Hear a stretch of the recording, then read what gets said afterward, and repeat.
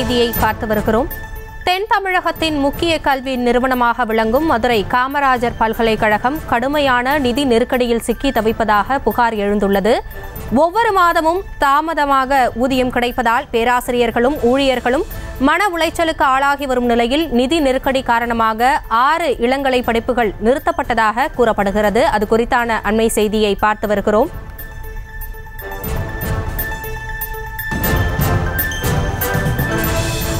இதுகுறித்த கூடுதல் விவரங்களோடு நேரலையில் இணைந்திருக்கிறார் எமது செய்தியாளர் ராஜேஷ். வணக்கம். தற்பொழுது தென் தமிழகத்தின் முக்கிய கல்வி நிறுவனமாக விளங்கும் மதுரை காமராஜர் பல்கலைக்கழகம் கடுமையான நிதி நெருக்கடியால் சிக்கி தவிப்பதாக தகவல் வெளியாகியிருக்கிறது. இது குறித்தான முழுமையான விவரங்கள் உங்களிடம்.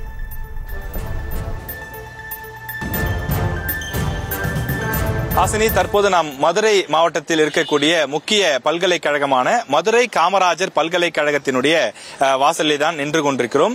இந்த பல்கலைக்கழகம் தமிழ்நாட்டினுடைய ஒரு பாரம்பரியமான பல்கலைக்கழகங்களில் ஒன்றாக இருக்கிறது. ஒரு பழமையான பல்கலைக்கழகம். இதில் படித்து ஆயிரக்கணக்கான கல்வி மேதைகள், அதே போல தொழிலதிபர்கள் என பலரையும் உருவாக்கிய ஒரு முக்கியமான பல்கலைக்கழகம் இந்த பல்கலைக்கழகம்.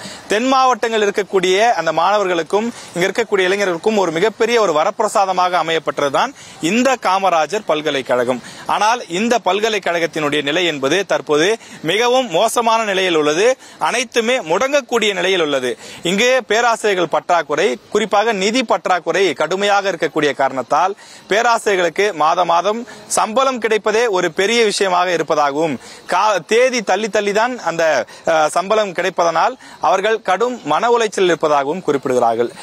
இவ்வளவு பிரச்சனைகளுக்கு மத்தியிலும் கூட இந்த பல்கலைக்கழகம் தரத்தில் இந்திய அளவில் இருக்கக்கூடிய சிறந்த 100 பல்கலைக்கழகங்களில் 53வது இடத்தில் இருக்கின்றது. அந்த அளவுக்கு ஒரு முக்கியமான பல்கலைக்கழகமாக இருக்கிறது. ஆனால் சமீபத்தில் ஒரு 7-8 ஆண்டுகளாக கடும் நிதி நெருக்கடி ஏற்பட்டிருப்பதாகவும், இதனால் இங்கு பல பிரச்சனைகள் ஏற்பட்டிருப்பதாக இங்கு இருக்கக்கூடிய பேராசிரியர்களும் மாணவர்களும் குறிப்பிடுகிறார்கள். இந்த பல்கலைக்கழகத்தில் பணியாற்ற வேண்டிய ஆசிரியர் அல்லாத ஊழியர்கள், அந்த மற்ற பணிகளை பார்க்கக்கூடியவர்கள் 900 பேர் இருக்க வேண்டிய இடத்தில் வெறும் 450 பேர் மட்டுமே இருப்பதாகவும், 500 பேராசிரியர்கள் இருக்க வேண்டிய இடத்தில் 140 பேராசிரியர்கள் மட்டுமே இருக்கிறார்கள். மீதம் இருக்கக்கூடிய இடங்களுக்கு குறைவான எண்ணிக்கையில் கெஸ்ட் லெக்சரர் போட்டு பயன்படுத்தப்பட்டு பாடங்கள் நடத்தப்பட்டு வருவதாகவும் குறிப்பிடுகிறார்கள். இதன் காரணமாக இந்த பல்கலைக்கழகத்தின் நிர்வாகத்திறன், படிப்பு சொல்லிக் கொடுக்கக்கூடிய அந்த பாடம் நடத்தக்கூடிய திறன் உள்ளிட்டவை கடுமையாக பாதிக்கப்பட்டிருப்பதாக குறிப்பிடுகிறார்கள். இந்த பல்கலைக்கழகத்தின் துணைவேந்தராக பணியாற்றி வந்தவர் குமார் என்பவர் இந்த பல்கலைக்கழகத்தினுடைய துணைவேந்தராக பணியாற்றி வந்தார். ஆனால் அவர் மே மாதத்தோடு அவர் எழுதி கொடுத்து விட்டு ஓய்வு பெற்று விட்டார். காரணம், இந்த பல்கலைக்கழகத்தில் போதுமான நிதி இல்லை, போதுமான பேராசிரியர்கள் இல்லை, அரசு ஊழியர்களுடைய ஒத்துழைப்பு போதுமான அளவு இல்லை. எனவே தனக்கு உடல்நிலை சரியில்லை என கவர்னரிடம் லெட்டர் எழுதி கொடுத்து விட்டு அவர் ஓய்வு பெற்று விட்டார். தற்போது தலைமையும் இல்லாமல் இந்த பல்கலைக்கழகம் திணறி வருகின்றது. எனவே ஒரு முக்கிய பல்கலைக்கழகமாக தென் மாவட்டங்களுக்கு ஒரு வாழ்வாதாரமாக இளைஞர்களுக்கு வழிகாட்டக்கூடிய ஒரு விஷயமாக இருந்த இந்த பல்கலைக்கழகம் கிட்டத்தட்ட முடங்கி போகக்கூடிய நிலையை எட்டியிருக்கின்றது. நம்மிடம் பல்கலைக்கழகத்தை சேர்ந்த ஊழியர் ஒருவர் இருக்கின்றார். அவர் இந்த பல்கலைக்கழகத்தில் இருக்கக்கூடிய பல்வேறு பிரச்சனைகள் குறித்து பேசுகின்றார். சார் வணக்கம். இப்ப மதுரை காமராஜர் பல்கலைக்கழகத்தில் பல பிரச்சனைகள் இருப்பதாக கேள்விப்பட்டு சென்னையிலிருந்து இப்ப நம்ம இங்க வந்திருக்கோம். இங்க என்ன பிரச்சனை சார் இருக்கு? தற்போது மதுரை காமராஜர் பல்கலைக்கழகம் கடுமையான நிதி நெருக்கடியில் உள்ளது. கடந்த பிப்ரவரி மாத ஊதியம் அலுவலர்களுக்கு இன்னும் வழங்கப்படாமல் உள்ளது. அகவிலைப்படி ஜூன் மாத அகவிலைப்படி, ஜனவரி மாத அகவிலைப்படி இன்னும் வழங்கப்படாமல் உள்ளது. மேலும் கடுமையான நிதி நெருக்கடியில் எப்போது சம்பளம் வருமோ என்ற பயத்தில் ஊழியர்கள் தங்களது வாழ்க்கையை நேர்த்து ரொம்ப கடுமையா இருக்கிறதா குறிப்பிடுறீங்க. பேராசிரியர்கள் எல்லாருமே சொல்றாங்க. ஏன் சார் நிதி நெருக்கடி? எவ்வளவு யூனிவர்சிட்டிஸ் இருக்கு. இத்தனை வருஷமா அது 1966 தொடங்கப்பட்ட ஒரு பழமை. இப்ப இத்தனை வருஷம் இல்லாத ஒரு நிதி நெருக்கடி ஏற்பட காரணம் என்ன? இங்கு துணைவேந்தர்கள் நியமிக்கப்படுகிறார்கள். அவர்கள் இந்த பல்கலைக்கழகத்தின் குறு மன்னர்களாகவே ஆட்சி செய்கிறார்கள். அவர்கள் இங்கு இருக்கும் நிதியை தவறாக பயன்படுத்தியதும், தவறான பணி நியமனங்கள் செய்ததனால் தணிக்கை குழுவின் ஆட்சேபனைக்கு பல்கலைக்கழகம் உள்ளாகியுள்ளது. ஆனால் ஆட்சேபனை உள்ளதால் தமிழக அரசு போன வருடம் எங்களுக்கு 58 கோடி ஒதுக்கியிருந்தது. இந்த வருடம் வெறும் 8 கோடி தான் ஒதுக்கி உள்ளது.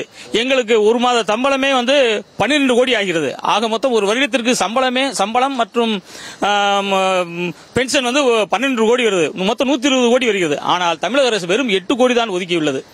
அதனால் எங்களுக்கு நிதி நெருக்கடி மிகவும் ஏற்பட்டுள்ளது. பல்கலைக்கழகத்தினுடைய முன்னாள் துணைவேந்தர்கள் சரியா பண்ணல, ரெக்ரூட் பண்றதுல நிறைய விஷயங்கள் முறைகேடா நடந்திருக்குன்னு சொல்றீங்க. யார் அந்த மாதிரிலாம் பண்ண சார்? முன்னாள் துணைவேந்தர்கள் கல்யாணி மதியானம் எங்கிட்ட ஒரு 280 கோடிக்கு மேல ஃபண்ட் டெபாசிட் பண்ணி வச்சிருந்தோம். அந்த டெபாசிட் அந்த அம்மா உடைச்சு அந்த இருப்பு நிதியை பூரா செலவழிச்சிட்டாங்க.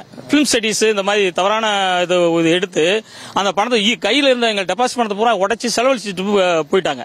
அதனால எங்களுக்கு நிதி நெருக்கடியில கஷ்டப்பட்டு இருக்கோம். இப்ப நீங்க தமிழக அரசுக்கு வைக்கக்கூடிய கோரிக்கை என்ன?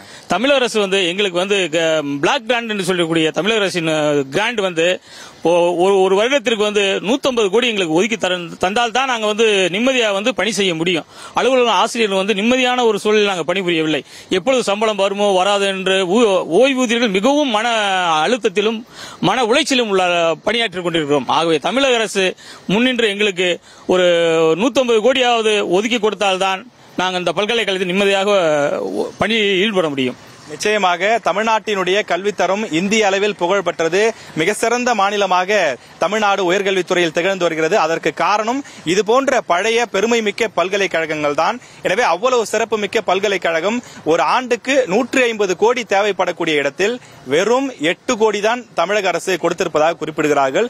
இது போன்ற ஒரு நிலை தொடர்ந்தால் இந்த பல்கலைக்கழகத்தை மூடக்கூடிய நிலை வரும் என இங்க இருக்கக்கூடிய பேராசிரியர்கள் ரொம்பவும் வருத்தம் தெரிவிக்கிறார்கள். எனவே தமிழக அரசு இந்த பல்கலைக்கழக ஏற்று நடத்த வேண்டும், விடுவிக்க வேண்டிய நிதிகளை எல்லாம் பெற்று தர வேண்டும் எனவும் இங்க இருக்கக்கூடிய பேராசிரியர்கள் கோரிக்கை வைக்கிறார்கள். காமராஜர் பல்கலைக்கழகம் முடங்கும் அபாயம் ஏற்பட்டிருப்பதாக தகவல்கள் தெரிவிக்கின்றன. இது குறித்த கூடுதல் விவரங்களை நேரலையில் இணைந்து வழங்கியமைக்கு நன்றி ராஜேஷ். செய்திகளை உடனுக்குடனும் துல்லியமாகவும் தெரிந்து கொள்ள சப்ஸ்கிரைப் பண்ணுங்க.